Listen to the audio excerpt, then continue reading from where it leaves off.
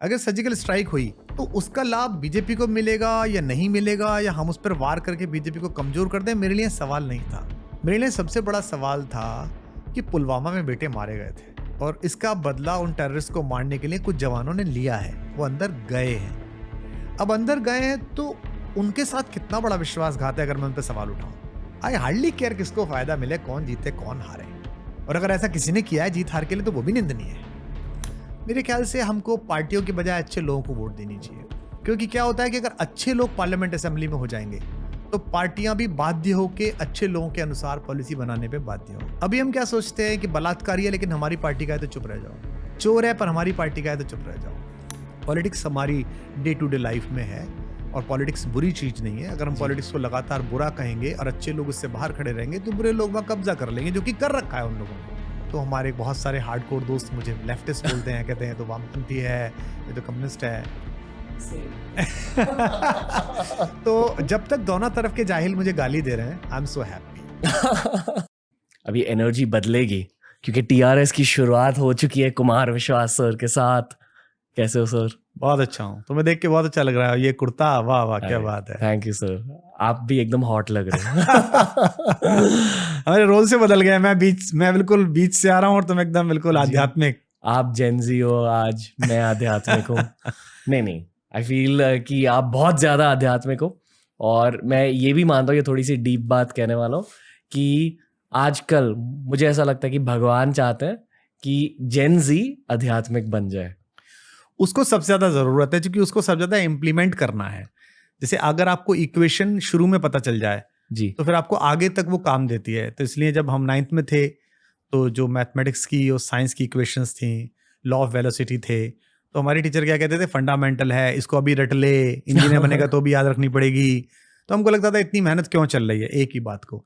तो जो बुजुर्ग हैं, जो 80 पे पहुंच गया, 90 पे पहुंच गया, अगर उसे कोई नई बात पता चली, क्रांतिकारी, एक बिल्कुल रेवोल्यूशनरी बात पता चली कि यार लाइफ में ऐसा करना चाहिए था, रिलीजन का ये यूज था, इथिक्स ये थे, मॉरल्स ये थे, वैल्यू ये थी, सक्सेस ओरिएंटेशन के लिए ये एक काम मेरे को मिल जाता, तो उसके पास अब उसे इंप्लीमेंट करने के लिए वक्त बहुत कम बचा है, एनर्जी भी बहुत कम बची है, उसकी जैसे कहते हैं ना इच्छा भी बहुत कम बची है। लेकिन अगर यही बात किसी 15 साल के लड़के लड़की को मिल जाए, 16 साल के लड़के लड़की को मिल जाए, तो उसका तो मतलब जिंदगी बदल जाएगी एकदम। पूरी लाइफ उसके अंदर एक स्पिरिचुअल स्पार्क रहेगा और वो 1000 लोगों की भीड़ में, डाइवर्स भीड़ में, जिसमें अलग अलग एथनिटी, अलग अलग नेशनलिटी के लोग होंगे, वो अलग दिखेगा कि वो स्पिरिचुअल बंदा जा रहा है। वो उसके अंदर देखो एक पता चलता है।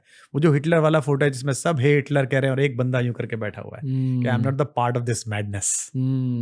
वो बंदा, बाद में उसको फांसी हुई, जो भी हुआ, बट वो बंदा स्पिरिचुअल था। उस पॉइंट पर, उस मैडनेस में, उस चारों तरफ से आते हुए जो अटैक है आपके पास, ग्लोबल अटैक है जो इस समय के जेंजी पर बहुत ज्यादा है, एक सेकंड के लिए वो खाली नहीं है। इधर से स्ट्रीक भेजनी है, इधर इंस्टा देखना है, इधर ये करना है, इधर ये करना है। ऐसे में अगर अंदर से वो स्पिरिचुअल है तो मुझे लगता है वो ज़्यादा काम करेगा। तो ज़्यादा ज़रूरत है, यू आर राइट, कि जो नए बंदे हैं, नए बच्चे हैं, उनको ज़्यादा ज़रूरत है। ओके, ये अगला सवाल मैंने बहुत सारे लोगों से पूछा, आपसे भी पूछूंगा कि स्पिरिचुअलिटी और रिलीजन में अंतर क्या होता है। अपने रिलीजन के बारे में भी कुछ कहा कि लाइफ के अंत में ये पता चल जाता है कि रिलीजन की अच्छा ये जरूरत थी। तो उस सेंटेंस को थोड़ा ब्रेक डाउन कीजिए और ये भी बताइए इन दोनों में अंतर क्या है। देखो, स्पिरिचुअल होना क्या है कि आप अंदर से क्या हैं। स्पिरिचुअल होना यूरेनियम है और उससे बम बनाना है कि बिजली बनानी है, ये रिलीजन है। बहुत सिंपल है। ओके, स्पिरिचुअल सब हो सकते हैं, हर किसी रिलीजन के आदमी हो। जैसे मैं कहता हूं कि मैं इस रिलीजन में हूं तो मैं अपने आप को एक सेगमेंट में, एक ब्रैकेट में बांध लेता हूं और मैं कहता हूं स्पिरिचुअल हूं। तो फिर मैं उस कुत्ते के साथ भी जो मेरे साथ रहता है, जिसके साथ मैं रहता हूँ, बिल्ली के साथ भी, बाहर निकलती हुई गिलहरी के साथ भी, सुबह मेरे इस खेत में नाचते हुए मोर के साथ भी मेरा संपर्क है, मेरा उससे डायलॉग है, मेरा उससे इंटरेक्शन है, इस प्लेनेट पे जीने वाले दो आत्माओं की तरह।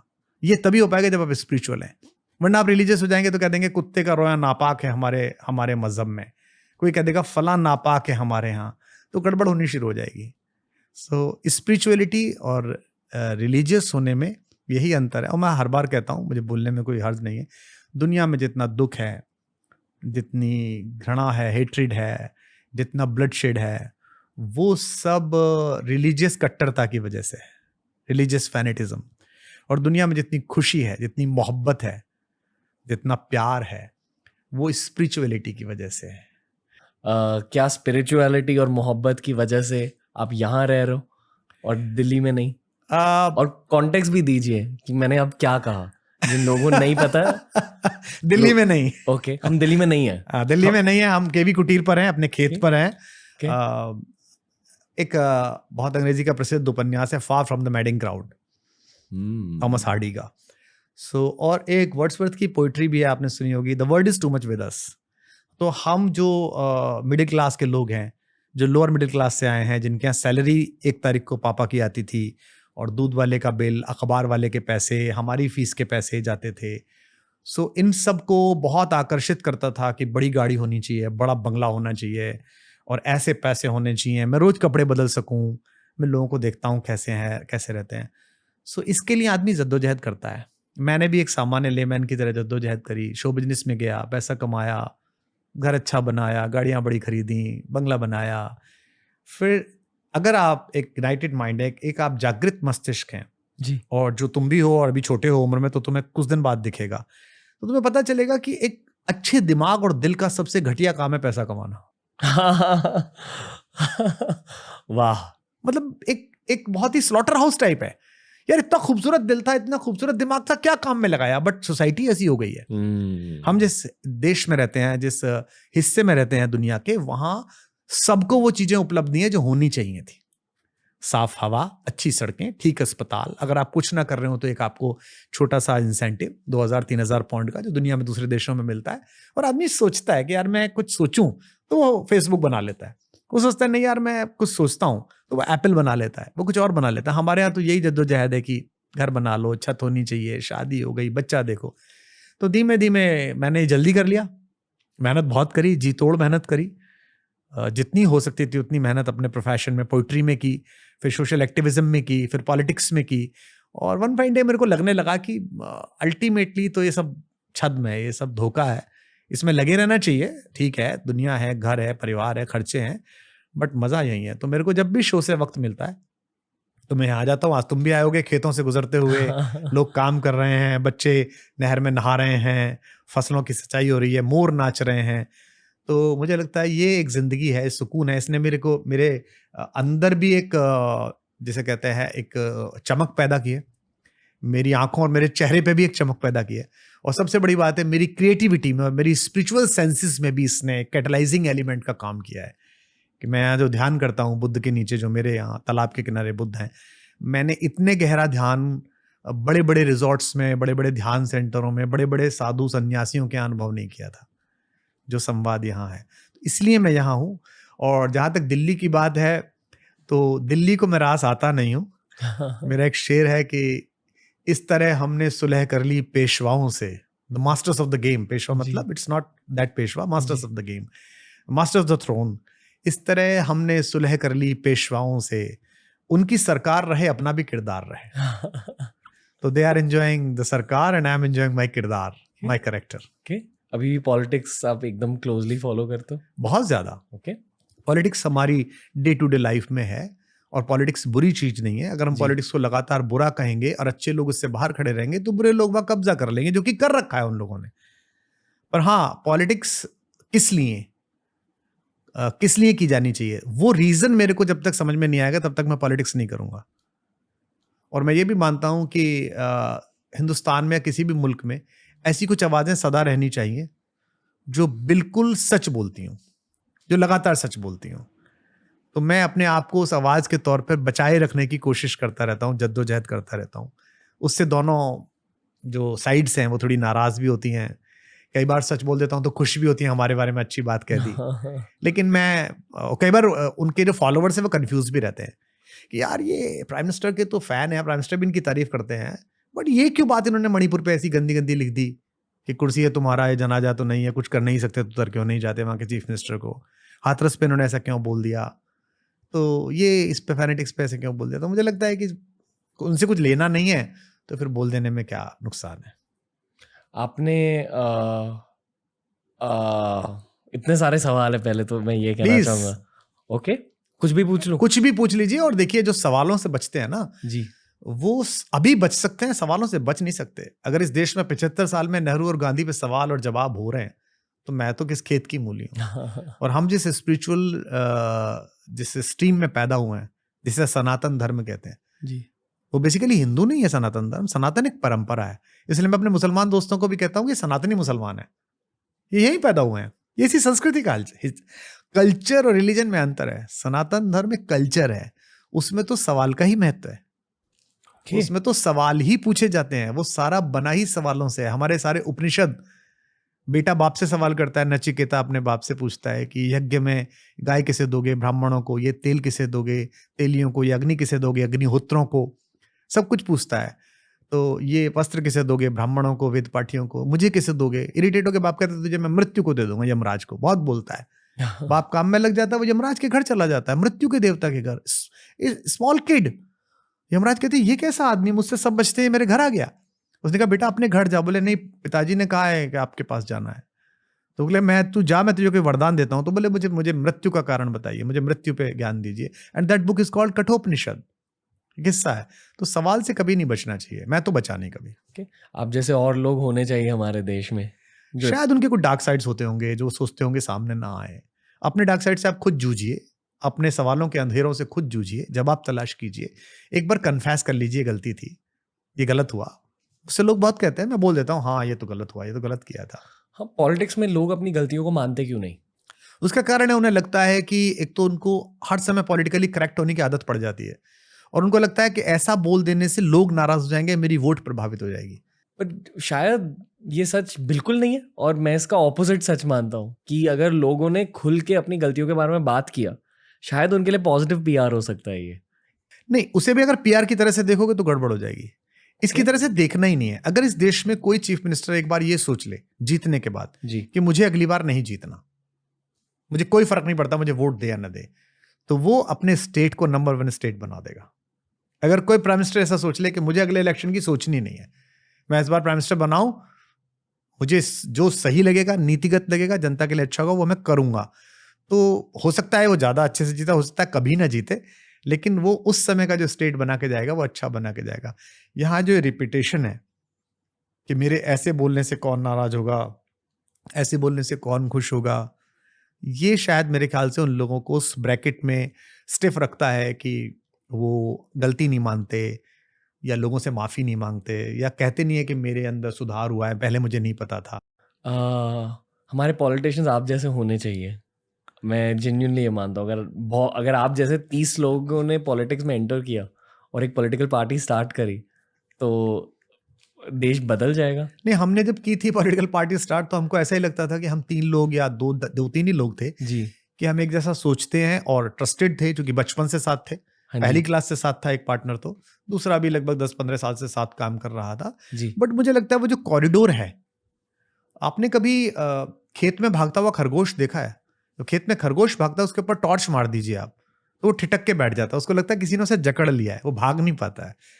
तो जब बहुत उजाला आपकी लाइफ में आए या बहुत अंधेरा आए, तो आपके अंदर की स्पिरिचुअलिटी ही आपको गाइडलाइन देती है, वही लैंप पोस्ट होता है आपका। ओके। तो पॉलिटिकल सक्सेस में क्या होता है, उजाला बहुत ज्यादा आ जाता है, सुबह से शाम तक चमचे आपके पीछे होते हैं, वो आपको भारत भाग्य विधाता बता रहे होते हैं, वो कह रहे होते हैं कि बस अब कुछ नहीं है, कोई लेनिन, कोई नेहरू, कोई चर्चिल, कुछ नहीं है, आप पैदा हुए हैं बस पहली बार। क्योंकि उनके लाभ होते हैं, उनको पद लेने होते हैं, उनको चेयरमैनशिप लेनी होती है, उनको टिकट्स लेने होते हैं, उनको ठेके दिलवाने होते हैं, उनको दलाली करनी होती है ट्रांसफर्स की, पोस्टिंग्स की, और धीमे धीमे आपको लगने लगता है। फिर आपका कोई दोस्त साथी कहता है नहीं यार तू गलत कर रहा है, ये गलत हो रहा है, अपने घर वालों को ठेका मत लेने दे, इसमें क्या है भाई, बेईमानी करेंगे तो पकड़े जाएंगे। भाई तेरे घर वाले को कौन पकड़ेगा? यही मंत्री जो बाहर बैठ के प्रतीक्षा कर रहा है कि 5 मिनट के लिए सीएम मिल ले, पकड़ लेगा क्या उसको? ये कहेगा भैया सीएम के रिश्तेदार हैं भाई, छोड़ो आगे चलो। सो फिर धीमे धीमे सामने वाले को लगता है कि आप उसे डांट रहे हैं, आप उसे ओवर पावर कर रहे हैं, या आप उससे खुश नहीं है, उसकी प्रोग्रेस से आदत पड़ जाती है, तो वो सुनना बंद कर देता है। और ये पॉलिटिक्स में नहीं, ये हर एक में होता है। और मैं, तुम बहुत छोटे हो तो मैं तुम्हें ये शुभकामना भी देता हूँ, आशीर्वाद भी, कि खुद को बचा के रखना, क्योंकि लोग तुम्हें पहचान रहे हैं, मिल रहे हैं, अच्छा ये वो है, तुमको लगने लगा सही तो पूछ रहा हूँ, सही तो कर रहा हूँ। फिर टीम में से कोई एक आदमी कहेगा, इस लाइट के पीछे बैठा हुआ तुम्हारा पुराना बंदा कहेगा, यार रणबीर वो बात गलत पूछी, वो तरीका ये नहीं था। तुमको अच्छा ये हमको बताएंगे, हमने बड़े बड़े लोगों का पॉडकास्ट कर दिया नाउ, यहाँ से वो जो एरोगेंस है एक्सेप्ट ना करने की वो आती है। तो मुझे लगता है कि समाज का पानी जो है, सोसाइटी का पानी, उसका साफ होना, उसका प्योरिफिकेशन जरूरी है। और वो पॉलिटिक्स से हो, या जो स्पिरिचुअल डिस्कोर्सेज मेरे चल रहे हैं, या पोइट्री सेशंस चल रहे हैं उनसे हो, या ऐसे पॉडकास्ट से हो, everyone is a warrior. And Milton की लाइन है, they also serve only stand and wait. जो हम लोगों को देख रहे हैं अभी, जो वो लोग भी हमारे वॉरियर्स हैं, because they will take this baton forward to few miles. आप जितना ज़्यादा खुल के बात करते हो, बहुत कम लोग ऐसे बातें करते हैं हमारे देश में। हर कोई या तो प्रो मोदी है या एंटी मोदी। आई फील कि आप काफ़ी ज़्यादा सेंट्रिस्ट हो, ऑनेस्टली। आप दोनों साइड्स को हाईलाइट करते हो। दरअसल दो अलग अलग वर्ड्स हैं, एक है जी। पैट्रियोटिज्म है, एक है नेशनलिज्म है। पैट्रियोटिक होते हैं कि जो बाउंड्री आपके यहाँ बना दी गई है, चाहे वो एक फिजिकल बाउंड्री हो, चाहे वो एक स्पिरिचुअल बाउंड्री हो। जैसे मेरी स्पिरिचुअल बाउंड्री में तो अफगानिस्तान भी आता है। मैं अभी एक जगह लंदन में खाना खा रहा था, वहाँ अफगान कुछ दोस्त थे, उन्होंने मुझे देखा और वो अरे बिरादर, हमने आपको देखा कपिल शर्मा के शो में और आप बहुत बढ़िया शायरी करते हैं, और वो बुजुर्ग भी आपके साथ है, दे रिमेंबर्ड राहत भाई and I hug them. And हमने उनसे अफगानिस्तान का पाणिनी, गांधारी, मेरी माँ जहाँ से आई हैं, क्या रिलेशन हमारा अफगानिस्तान से रहा है। वो केवल फोटो खिंचवाना चाहते थे, 15-20 लोग थे, लेकिन मैंने सबको गले लगाया, मैं सबसे मिला। और मेरे साथ जो फैमिली मेंबर्स थे वो थोड़े इरिटेटेड थे कि भाई रोज ही ग्रुप मिलते हैं फैंस के, इसमें क्या है। बट मैं उन्हें मैसेज देना चाहता था एज ए इंडियन कि वो लाइफ टाइम इसको रेसिप्रोकेट करें कि Indians are very warm for us, वो हमारा ही घर है, खानदान है। तो ये जो आप बात कर रहे हो कि सेंटर टू राइट या सेंटर टू लेफ्ट, मेरा मानना यह है कि अच्छा जहां हो वहां से स्वीकार करते चलो। और यही मेरी स्पिरिचुअल जर्नी, मेरे धर्म की, सनातन धर्म की, मुझे सिखाती है। मतलब जो आपका दिल कहे कि हाँ ये सही हो रहा है या ये गलत हो रहा है, दिल की सुनो। हाँ, नहीं, दिल की और आत्मा बोलती है। जैसे अगर सर्जिकल स्ट्राइक हुई जी। तो उसका लाभ बीजेपी को मिलेगा या नहीं मिलेगा, या हम उस पर वार करके बीजेपी को कमजोर कर दें, मेरे लिए सवाल नहीं था। मेरे लिए सबसे बड़ा सवाल था कि पुलवामा में बेटे मारे गए थे और इसका बदला उन टेररिस्ट को मारने के लिए कुछ जवानों ने लिया है, वो अंदर गए हैं। अब अंदर गए हैं तो उनके साथ कितना बड़ा विश्वासघात है अगर मैं उन पर सवाल उठाऊं। आई हार्डली केयर किसको फायदा मिले, कौन जीते कौन हारे, और अगर ऐसा किसी ने किया है जीत हार के लिए तो वो भी निंदनीय है। बट मैं उस टाइम भी पॉलिटिक्स सोचूं, ये मुझसे ना हो पाएगा, ये मैं ना सर कर पाऊंगा। तो ऐसी छोटे छोटे इश्यूज पे मैं अपने अंदर की सुनता हूं। मुझे बहुत सारे लोग कहते हैं कि मैं सेंटर टू राइट हूं, वो इसलिए भी बोलते हैं कभी कभी कि मैं नेशनलिस्ट हूं, पैट्रियोटिक बातें मेरे अंदर हैं, मुझे अपने देश से बहुत बहुत बहुत प्यार है। इसमें 1000 समस्याएं हैं, मैं जितने भी 30-35 देश घुमाऊंगा, वो भी बड़े खूबसूरत देश हैं। अपना देश सबको अच्छा लगता है, पर इससे सुंदर मैंने देश नहीं देखा, इससे अच्छे लोग नहीं देखे, इससे अच्छे वैचारिकी नहीं देखी।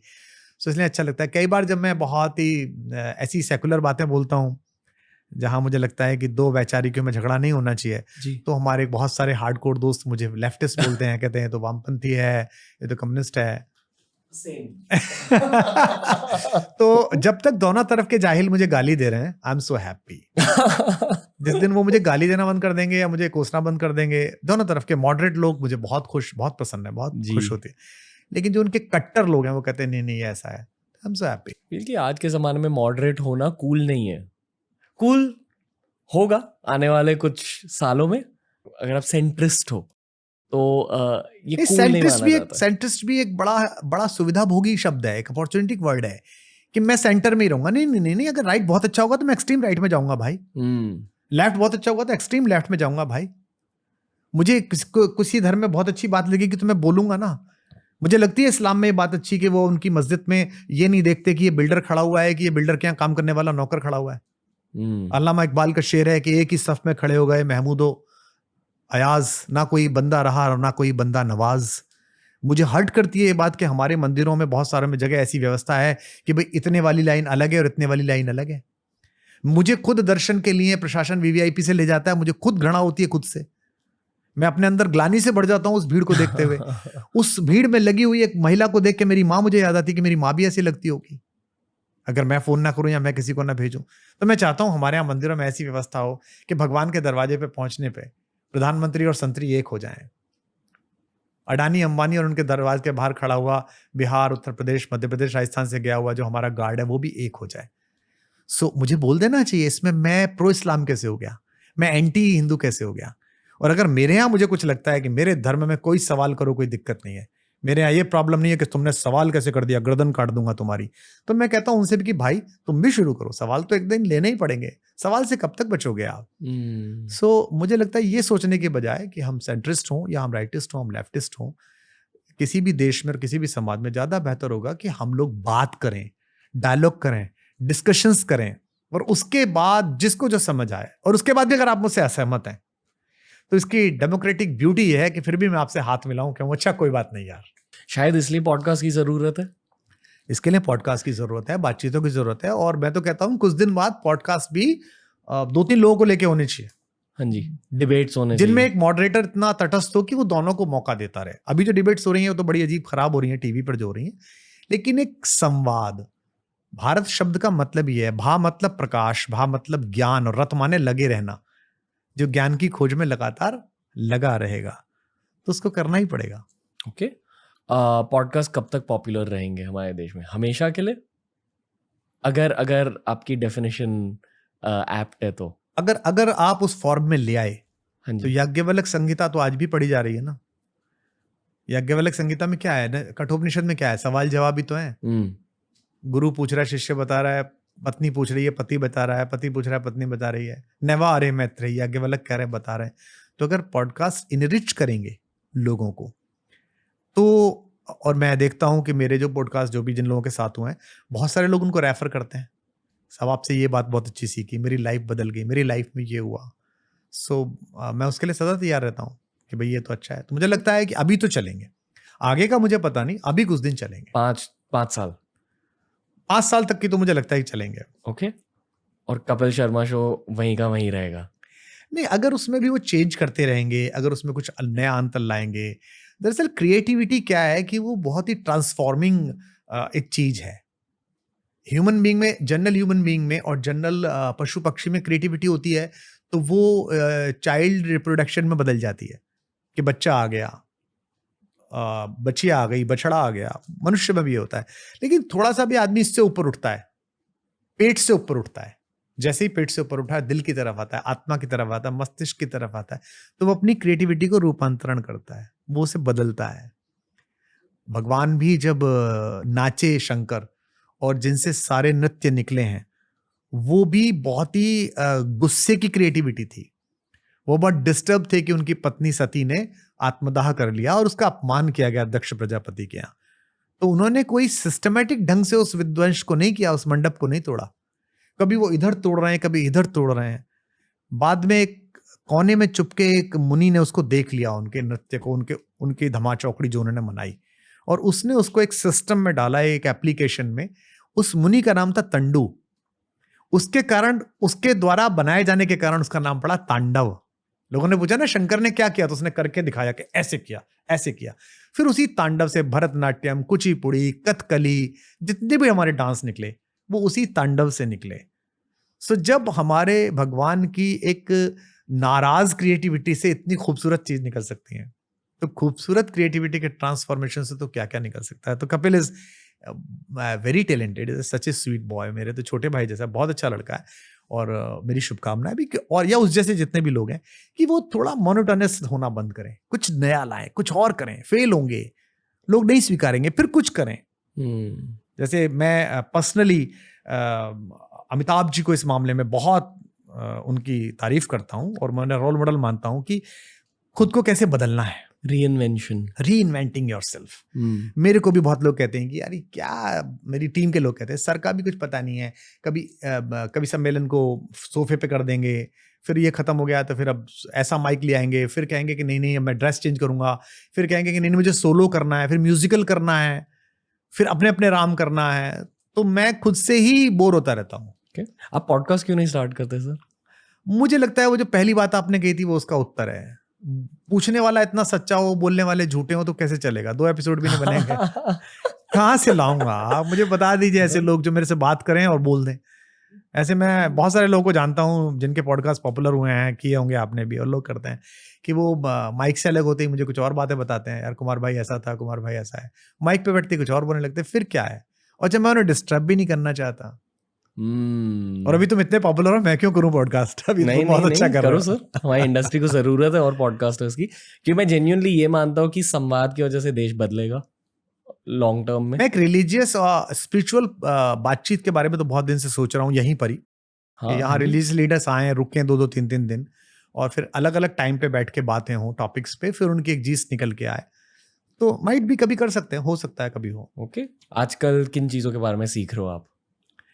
मैं अभी पीछे तो जब मैं यूरोप टूर पे था तो मैं खाने पे सीख रहा था Okay. कि मेडिटेरियन डिशेस कौन सी हैं, ये कौन सी हैं, तो मेरी बेटियां मुझे बड़ी हेल्प कर रही थी, क्योंकि वो आता है मेन्यू तो समझ में ही नहीं आता है कि इसमें क्या है, जी, जो लिखा होता है वो फट फट फट फट बता देती हैं कि ये, और मेरे जैसा आदमी बोल देता है तो फिर वो कहते हैं नहीं नहीं ये आप नहीं खा सकते, ये सी फूड है, तो ये इसमें ऐसा है, ये नहीं, कोई हम में से कोई नहीं खा सकता।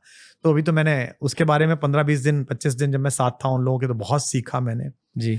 और इन दिनों मैं बहुत ज़्यादा जो है वो जो ज्यूज लिटरेचर है वर्ल्ड वार का, उसको दोबारा पढ़ रहा हूँ। पीछे भी काफ़ी पढ़ रहा था, 1-1.5-2 साल से तो उसको बहुत ज़्यादा पढ़ रहा हूँ। ये मेरे लिए एक चैलेंज है कि मैं आपसे किन चीज़ों के बारे में बातें करूँ, ऑनेस्टली। हिस्ट्री की बात करूँ या अध्यात्म की बातें करूँ, आई डोंट नो। और इसलिए मैंने इस एपिसोड के लिए ज़्यादा प्रेप नहीं किया था। मैंने सोचा कि मैं पहली बार आपसे मिल रहा हूँ in person, I am sure कि जिंदगी में फिर से भी आपसे बहुत मिलूंगा। ये एंड नहीं है पॉडकास्ट का, बहुत सारी बातें बाकी है, पर ये बस एक इंट्रोडक्टरी एपिसोड है। मैंने आपके ऑनलाइन पर्सोना को तो जाना है, पर आपको जानना चाह रहा था आज मैं। और जेन्युइनली मेरे काफ़ी सारे पॉलिटिकल सवाल है मेरे दिमाग में, मेरे दिल में, क्योंकि मैं इस सब्जेक्ट के बारे में आजकल ज़्यादा सीख रहा हूँ इसी पॉडकास्ट की वजह से। पॉलिटिशियंस आए, हमें क्रिटिसाइज किया गया, फिर पॉलिटिकल कमेंटेटर्स आ रहे हैं आजकल, पर हर किसी के बहुत स्ट्रॉन्ग ओपिनियंस है। कोई भी दोनों साइड के आर्ग्यूमेंट्स को ड्रॉ आउट नहीं कर पाता। उनके हित जो है, उनके बेनिफिट्स उनको ऐसा करने, जैसे अगर बजट आया, ऐसा तो नहीं हो सकता कि बजट बिल्कुल ही कूड़ा हो जी, वही। और ऐसा तो नहीं हो सकता कि बजट ऐसा है कि इसके आने के बाद 1 साल बाद हिंदुस्तान अमेरिका बन जाएगा। और मेरे ख्याल से एडमिनिस्ट्रेशन का नेचर ही है कि कभी परफेक्ट काम होने नहीं वाला, तो हमेशा क्रिटिसिज्म तो कुछ लोगों को तो ऐसा सच बोलना चाहिए कि इसमें ये अच्छा था और ये खराब है। अब प्राइम मिनिस्टर दिवाली से पहले किसी बॉर्डर पे, किसी फ्रंट पे जाते हैं सैनिकों के साथ, जिस दिन दिवाली होती है उस दिन।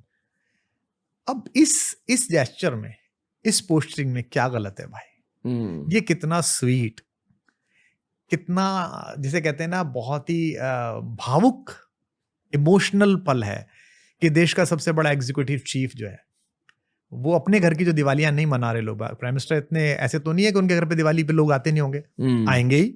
अगर वो घर रह जाएं तो सारे चीफ मिनिस्टर्स आएंगे लोग, लेकिन वो छोड़ के वहां चले जाते हैं। बंदे लोग उसमें भी नीचे गाली लिख देते हैं, देखो ड्रामा कर रहा है। अरे भैया, अगर वो घर पे रहे तो फिर क्या नीचे लिख देंगे? वो जो जवान बेचारा चाइना में गलवान में खड़ा है, उसकी चिंता है नहीं घर पे दिवाली में। इसलिए मैंने कहा कि सोशल मीडिया अभी बचपने के दौर में है। एक नया वर्चुअल शहर बसा है, तो उसमें कैसे गाड़ी चलानी है, लाल बत्ती पे कहाँ रुकना है, बच्चे उतर रहे हैं तो उन्हें देखना है, महिलाओं सामने से आ रही हैं तो कैसा व्यवहार करना है, ये अभी पता नहीं है। तो इसकी अवेकनिंग के लिए ये पॉडकास्ट बहुत जरूरी है, इस तरह के लोगों से बातचीत, ताकि लोग ऑपोजिट माइंडसेट को भी जाने और अपनी राय बना सके। हाँ जी, एक अपनी राय बना सके। क्योंकि अब तक लोग अपनी राय कैसे बनाते थे सर? मीडिया से, न्यूज से। मीडिया न्यूज से बहुत बनाते थे, और सबसे बड़ी बात थी डायलॉग्स। हमारे अब भी होते हैं, हमारे गांवों में, कस्बों में बहुत डायलॉग होता है। ये जो सी सिटीज में मल्टी बनना शुरू हुआ, ए और बी में तो बन ही गया था, अब तो सी और डी में बन रहा है। 19 माले का, 20 माले का टावर बन रहा है। इसने हमारा डायलॉग खत्म कर दिया। एक फ्लोर पे 5 फ्लैट है, 6 फ्लैट है, हम जानते ही नहीं कौन है। एक कोई इधर निगम साहब रहते हैं, शायद LIC में है, पता नहीं LIC में है मैडम, किस में है, मैं पूछ रहे हैं उनसे। नहीं LIC में नहीं है, वो उसमें है एक्चुअली, फिर वो बता रही है इंश्योरेंस दूसरी कंपनी में है, वो पता ही नहीं है। यहाँ मैं जिस कस्बे में रहता था, पिलखवा जो मेरा कस्बा है जहाँ से मैं हूँ, गाजियाबाद के पास, वहाँ शायद ही ऐसा कोई घर था जब मैं छोटा था जो मेरे घर को नहीं जानता था और मैं उनको नहीं जानता था। यानी कि मेरे एक पिता होने के बावजूद भी शहर में 100 आंखें थीं जिनके डिसिप्लिन के स्कैनर के नीचे से मैं गुजरता था जी। दोपहर के समय में साइकिल को बैठने के बजाय सीधे खड़े होकर चला रहा था, और दोपहरी थी 2 बजे की।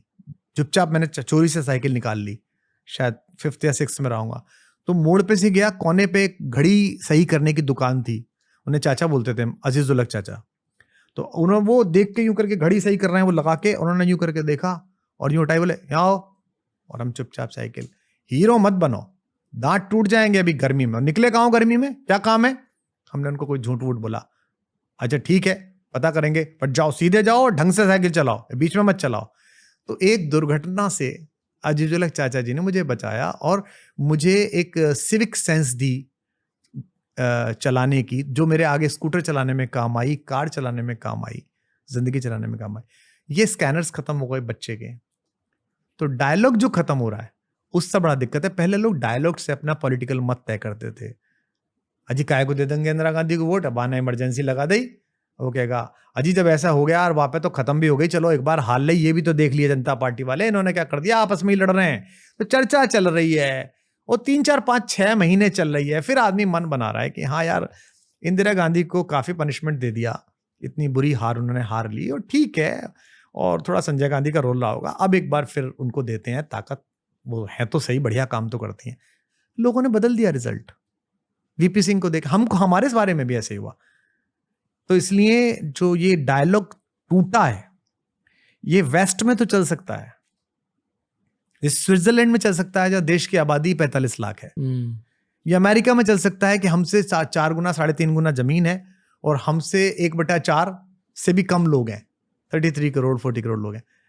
ये डायलॉगलेसनेस चल सकती है, यहाँ नहीं चल सकती है। आदमी के ऊपर आदमी चढ़ा जा रहा है, ट्रेनों में, बसों में, ये डायलॉग बहुत जरूरी है। अब डायलॉग में भी बीच में बाधा डालने के लिए आ गए हैं ये कान में लगी हुई घुंडियां, ये मोबाइल, ये आईपैड्स। तो फिर अब जब डायलॉग का स्पेस उन्होंने वहां बदल दिया है, चौपाल की जगह अब यूट्यूब है, तो हम क्या कर रहे हैं दोनों, हम चौपाल पे बैठ के बात कर रहे हैं, बट ये वर्चुअल चौपाल है। सो किसको वोट देनी चाहिए हमें? मेरे ख्याल से हमको पार्टियों के बजाय अच्छे लोगों को वोट देनी चाहिए। क्योंकि क्या होता है कि अगर अच्छे लोग पार्लियामेंट असेंबली में हो जाएंगे तो पार्टियां भी बाध्य होकर अच्छे लोगों के अनुसार पॉलिसी बनाने पे बाध्य होंगी। जी, अभी हम क्या सोचते हैं कि बलात्कारी है लेकिन हमारी पार्टी का है तो चुप रह जाओ, चोर है पर हमारी पार्टी का है तो चुप रह जाओ, भ्रष्टाचारी है पर मेरी जाति का है तो चुप रह जाओ, ये हमारे मोहल्ले का है, हमारे इलाके का है, इसके बारे में मैं क्यों गलत बोलूं। तो हमारे जो लॉजिक हैं वो बड़े जातिवादी हो गए हैं, बड़े पार्टीवादी हो गए हैं, दलों के बंधक हो गए हैं, हम दलदल में फंस गए हैं। तो अगर हम ये सोचने लगे, जैसे मैंने वोट जब दी थी, पॉलिटिकली बात छोड़ दीजिए, मैं खुलेआम बोलता था, उसके कारण भी मुझे लोग सेंटर टू राइट बोलने लगे थे। जब मैंने वोट दी थी तो मेरे यहाँ जब ये कैंपेन चला हमारा, इससे पहले किसी ने पूछा आप जैसे किसी आदमी ने कि आपने लास्ट इलेक्शन में किसे वोट दी, तो मैंने बोल दिया कि राजनाथ सिंह जी को वोट दी। शायद बरखा का इंटरव्यू था, उससे लोगों ने कहा अरे ये तो प्रो बीजेपी। भाई नहीं, मैं किसी पार्टी में नहीं था, I was assistant professor in A college, I was teaching classes, my wife was teaching classes, हम दोनों वोट देने जाने वाले थे। और एक आदमी जो अभी जेल में हमारा साथी है, पॉलिटिकल लीडर था, वो भी साथ जा रहा था अपनी बीवी के साथ। हम लोगों ने बात करी खाने पे, सुबह सुबह नाश्ते पे, कि यार वोट किसे दे के आए, तो ये खड़ा है वो खड़ा है। तो राजनाथ सिंह एक टेस्टेड आदमी थे, हमारे चीफ मिनिस्टर रहे थे, बहुत अच्छा काम किया था, हमारे शिक्षा मंत्री रहे थे, नकल रोक दी थी। दूसरा बंदा जो खड़ा था वो लोकल था, उसके बारे में हमें पता था कि अच्छा बंदा है लेकिन राजनाथ सिंह के बराबर का नहीं है। तो इररिस्पेक्टिव ऑफ कि राजनाथ सिंह सपा में है कि भाजपा में है कि बसपा में, उनको वोट दिया आया और वो जीते भी। जिस भी कारण मेरी 1 वोट से 4 वोट से तो क्या जीते होंगे, बट हमने वोट दी। तो जो दूसरा बंदा मेरे साथ पॉलिटिक्स में आया वो तो चुप रह गया, उसने बताया नहीं कि मैंने किसको वोट दी, कि उसको डर लगा कि मैं प्रो बीजेपी कहलाऊंगा। या मैंने बता दिया, बरखा ने पूछा किसको वोट दी थी पिछले इलेक्शन में 14 से पहले, राजनाथ सिंह जी को दी थी। इसमें क्या खराब बात है। सो मुझे लगता है, मेरी अपील पर्सनली लोगों से ये है कि check your candidate, go for the credentials, देखिए कि उसने पीछे क्या किया है, उसका महिलाओं के बारे में क्या विचार है, देखिए कि अगर वो औरत है और उसके बाद भी इलाके में औरतों के साथ हुई किसी बदतमीजी के इस कारण चुप रही है कि उसके नेता इन्वॉल्व है, तो वोट मत दीजिए उसे। या पूछने आए तो पूछिए कि तुम चुप क्यों रही थी। क्या पॉलिटिक्स को ज्वाइन किए बिना आप देश को बदल सकते हो? देश को बदला ही उन लोगों ने जिन्होंने पॉलिटिक्स ज्वाइन नहीं की। ओके, बताइए। इस देश में 2 ताकतें हैं जी, एक है राज सत्ता और एक है धर्म सत्ता। धर्म का मतलब धर्म नहीं, धर्म का मतलब जो जनता सोचती है, चाहे वो गांधी हो, चाहे वो जयप्रकाश हों, चाहे वो अन्ना हों, और हमारे सारे ग्रंथों में चाहे वो वशिष्ठ हों, विश्वामित्र हों, चाहे वो आद्य शंकराचार्य हों, ये सब वो लोग हैं राजा जिनसे डरता रहा है। राजा अनीति करने से पहले, अनाचार करने से पहले, अभद्रता करने से पहले डरता था कि यार गुरुदेव नाराज होंगे, शाप दे देंगे। ऋषि कौन है? जो कमंडल में हाथ डाला, यूं जल निकाला और राजा से कहा कि जा तेरा वंश नाश हो जाएगा, जा तेरी राज्य सत्ता समाप्त हो जाएगी। क्योंकि इस ऋषि के पीछे जनता है, जनबल है। उसको पता है इस ऋषि को कुछ नहीं चाहिए, जंगल में रहता है, शिष्यों को पढ़ाता है, शिष्य उगाते हैं, लकड़ी तोड़ के लाते हैं, खाना बनता है, एक ही घाट पे शेर बकरी पानी पीते हैं। तो इसकी बात जनता मानेगी, और जनता ने रिवोल्ट कर दिया तो राज नहीं बचेगा। लोग सेना में नहीं जाएंगे, फिर लड़ेंगे नहीं तेरे लिए, तेरी कसम नहीं खाएंगे। तो मुझे लगता है कि उससे बाहर खड़े होकर आप जितना परिवर्तन कर सकते हैं। इसीलिए जब हम सोशल कैंपेन से पार्टी में कन्वर्ट हुए, तो आपको याद होगा, और आप थोड़ा मेरी पॉलिटिकल हिस्ट्री पे आपने काम किया होगा, सबसे ज्यादा अगेंस्ट मैं था, और मैंने पहले दिन ये घोषणा भी कर दी थी कि I am not going to join. उसी शाम वो तीनों लोग मेरे घर पे पत्नियों को लेके आ गए, उन्होंने कहा हम भी नहीं जाएंगे, हम बना ही नहीं रहे, तू नहीं है तो हम भी नहीं है, और ये क्या है। तो फिर मुझको स्टेप इन करना पड़ा। तो मैंने तब भी उनसे कहा था कि बहुत बड़ी पावर पैदा हुई है, इसको होल्ड करना है तो सात्विक रहना पड़ेगा, हमको इस सब से बचना पड़ेगा। तो अंदर जाके भी अच्छा काम हो सकता है, लेकिन मुझे लगता है कि बाहर से ज्यादा अच्छा काम हो सकता है। अब ब्रेक डाउन कर सकते हो उसे, बाहर से अच्छा काम कैसे हो सकता है? जैसे गांधी ने किया। गांधी की कभी कांग्रेस की मेंबरशिप नहीं थी, जयप्रकाश जी ने कभी जनता पार्टी की मेंबरशिप नहीं ली।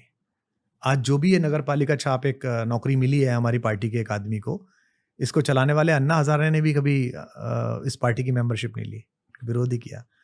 तो अब आप सोचिए, आपके सामने ही इसी हिस्ट्री में, इसमें तो कोई घालमेल नहीं है ना, इसी हिस्ट्री में कितना सारा काम हुआ।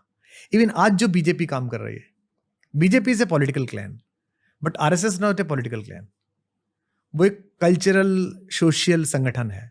बट जो इम्पैक्ट आरएसएस का है पब्लिक लाइफ में, मतलब आई am not talking about their good thing bad thing, जो भी उनके बारे में चर्चा चलती है, बट जो उनका इम्पैक्ट स्टूडेंट्स में है, मजदूरों में है, महिलाओं में है, संस्कृति में है, भारत विकास परिषद से है, संस्कार भारती से है, विद्यार्थी अखिल भारतीय विद्यार्थी परिषद से है, तब सब चीजों से है, उतना इम्पैक्ट बीजेपी का नहीं है। ओके। और जब जब वो बीजेपी उनके क्लच से बाहर निकलती है, उनके एजेंडा से, उनके थॉट प्रोसेस से बाहर निकलती है, वो तुरंत उसको फ्लिप करके बता भी देते हैं कि तुम किस कारण हो, हमारी वजह से हो।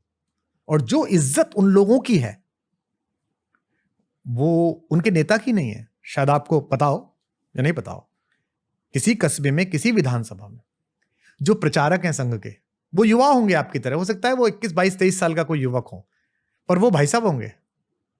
और वो जो विधायक जी हैं वो 55, 60 के हो जाएंगे, तब भी वो नाम से ले दिए जाएंगे, बुला दिए जाएंगे कि त्यागी जी आए हैं, राणा जी आए हैं, मेघवाल साहब आए हैं, सोनकर जी आए हैं। उनसे ऊंची आवाज में बात कर सकता है कार्यकर्ता, लेकिन भाई साहब आए हैं, भाई साहब से, भाई साहब जो कहेंगे कि नहीं अब सब बूझो, आपस में मिलो, चलो काम करो आगे। तो ये आपके सामने है कि आप अगर सात्विकता के साथ रहें, अगर आप जो भी आपका, मतलब सात्विकता आपका जो भी वन लाइनर है, वो अच्छा बुरा दुनिया जाने, आप जाने, अगर आप उसमें लगे रहे तो, और आपको ये लोभ नहीं रहा कि मुझे ये चाहिए, तो आप ज्यादा इम्पैक्ट डाल सकते हैं। क्या मुझे पॉलिटिक्स एंटर करनी चाहिए? जरूर करनी चाहिए। अगर आपको लगता है कि कोई पार्टी ऐसी है जहां आप अपनी बात कह सकते हैं, और पार्टी का एक अनुशासन होता है, हमने भी पार्टी चलाई है, मैंने 2 इलेक्शन लड़वाए, उन्हें मैं लीड कर रहा था फ्रंट से, 13 का और 15 का दिल्ली का इलेक्शन। 13 में हमने कांग्रेस के खिलाफ जीत हासिल की, 15 में हमने तभी जीती बीजेपी के खिलाफ। उसका स्लोगन बनाना, टिकट बांटना, फंड कैसे जनरेट होंगे, सब कुछ करा। बाद में पंजाब भी थोड़ा सा किया। पार्टी के अपने अनुशासन में रहते हुए भी अगर आपको लगता है कि आपकी मनुष्यता के साथ समझौता नहीं हो रहा, तो आपको जरूर राजनीति करनी चाहिए। आपको राजनीति से उस समय विद्रोह करना चाहिए, सच बोल देना चाहिए, जब आपको लगे अब मनुष्यता से और देश से समझौता हो रहा है। मैंने भी तभी बोला जब मनुष्यता से समझौता हुआ, जब अपने चारों तरफ के भ्रष्टाचार से आंख मूंदी गई, अपने चारों तरफ के अनाचार से आंख मूंदी गई, तब तक मैंने कहा ये क्या कर रहे हैं। तो फिर बहाने बनाए गए कि नहीं राजनीति में ऐसा करना पड़ता है, सुनो यार पार्टी कैसे चलेगी, फंड तो चाहिए। तो मैंने कहा हमने 2 इलेक्शन लड़ाए थे, तुझे कभी पता नहीं चला फंड कहाँ से आया, हमने लड़ाए थे, लोग आके देके जाते थे, हमारे बच्चे झंडा पकड़ के खड़े जाते थे, लोग पूछते ऐसे क्यों खड़े, हम कहते थे ऊपर लटकाने के पैसे नहीं है हमारे पास, बीजेपी कांग्रेस ले गई। तो कहते कितने प्यारे बच्चे हैं, जेब से निकाल के पैसे देते थे, कहते थे मैं तुम्हारे साथ खड़ा हूं, तो ऐसे ही लड़ेंगे। लेकिन कंप्रोमाइज हो गई।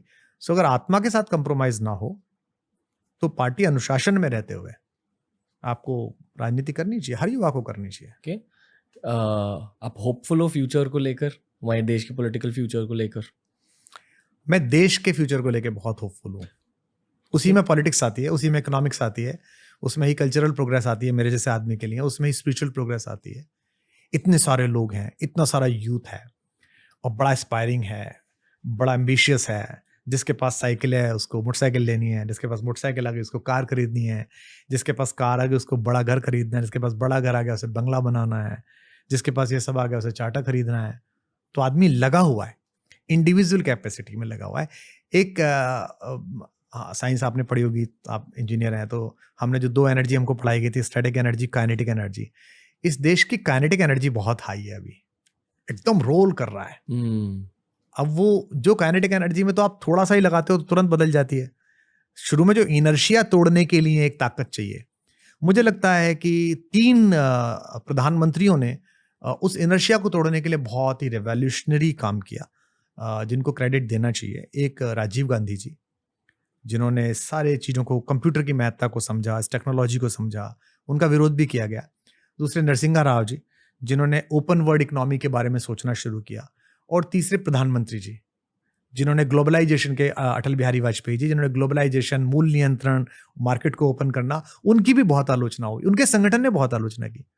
स्वदेशी जागरण मंच ने तो क्या क्या नहीं कहा। हमको भी उस समय बोलना पड़ा, हमें पता नहीं था, डंकल प्रस्ताव और ये सब पता नहीं क्या क्या, लेकिन दुनिया खुली। सो वो जो एक हमारी दुनिया खुली है, हमारी जो विंडोज खुली हैं, हम थोड़े लेट हो गए। चाइना पहले खुल गया, हम थोड़ा सा लेट हो गए पॉलिटिकल रीजन से, बट वंडरफुल, बहुत अच्छे खुले हैं। और मुझे कोई 1% भी इस बात पे शक नहीं है कि ये सेंचुरी आपकी है।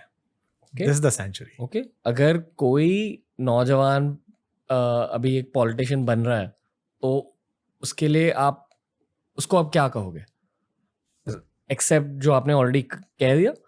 एडवाइस क्या है अगर उसे फास्ट प्रोग्रेस चाहिए पॉलिटिकल करियर में, पर उसका दिल साफ है? उसका दिल साफ है तो उसे ये बात मैं कहना चाहूंगा कि एक तो लोग ना एक्सरे जैसे होते हैं जनता।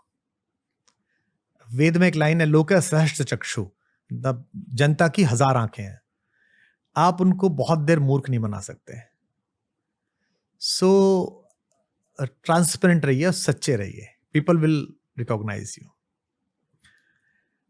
जैसे मैं किसी 5 स्टार होटल में गया रुकने के लिए, शो है, तो मैं देखता हूँ कि उसका जो दरबान है, जो दरवाजा खोल रहा है, जो गाड़ी खोलने के लिए वहाँ सिक्योरिटीज खड़े हुए हैं, जो वेटर है, जो बटलर आया हुआ है, उसे अचानक आप दिखते हैं और आपके उसके चेहरे पर जो मुस्कान आपको लेके आते हैं, हाँ सर, वो आपको सुनता हूँ, राम वाला सर वो सुना, this is your voter, this is the person who recognize your truthfulness. ना हो आप सांसद, ना हो आप मंत्री, ना हो आप मुख्यमंत्री, ना बने आप कुछ भी, ये आदमी पहचानता है कि आप सच्चे हो। इसके लिए काम करिए। जिस दिन ये बेमन से दरवाजा खोलना शुरू कर देगा, अंदर ही बोला आ गया एक और चोर डकैत, गाली बकेगा, उस दिन आप कुछ भी पा लेना, पार्क कर देना अमेरिका लंदन में 5,000 करोड़ रुपए, अपनी बेटी की कंपनी में लगवा देना, अपने साड़ू को ठेका दे देना, शराब में घोटाले कर लेना, कुछ भी कर लेना, मजा नहीं आएगा दोस्त। पता होगा, उसको भी पता है कि तुम चोर हो और तुमको भी पता है तुम चोर हो, बल्कि उसे तो कन्फर्म है कि तुम डकैत हो और तुमको लगता है थोड़ी सी चोरी की है।